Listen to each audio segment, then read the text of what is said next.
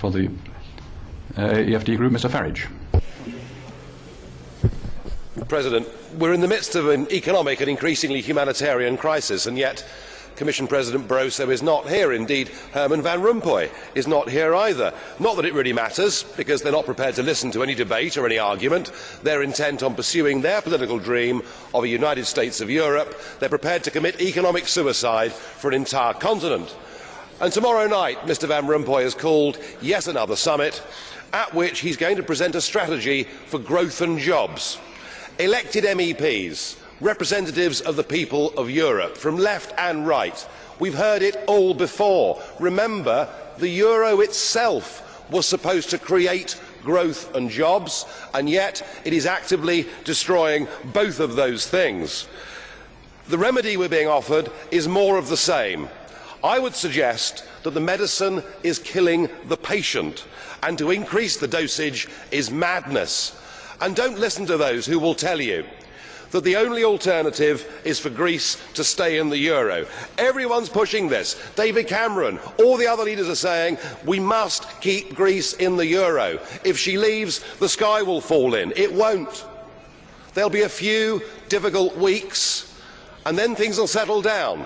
There'll be a boom in tourism. Investment will start to come back into Greece. Innovation will start to come back into Greece as people start making products to beat expensive imports. Indeed, Greece outside of the Eurozone may well provide to be an inspiration for Spain, for Portugal and many other countries.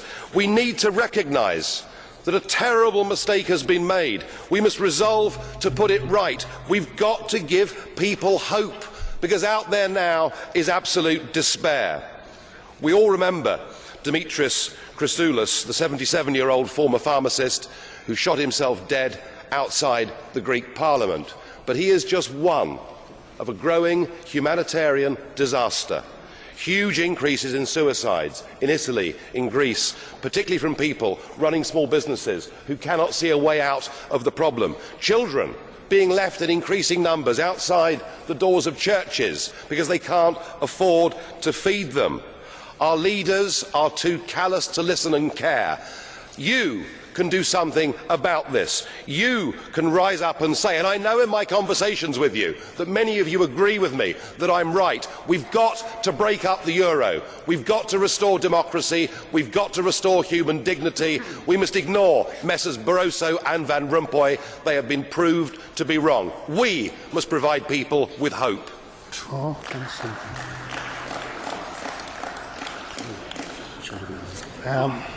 Kollege, da ist eine Frage. A question has been put to you by Mr. Papanikolaou. Are you prepared to take the question? Mr. Papanikolaou, please. Bitte sehr. Ευχαριστώ πολύ, κύριε Πρόεδρε. Άκουσα πολύ, κύριε.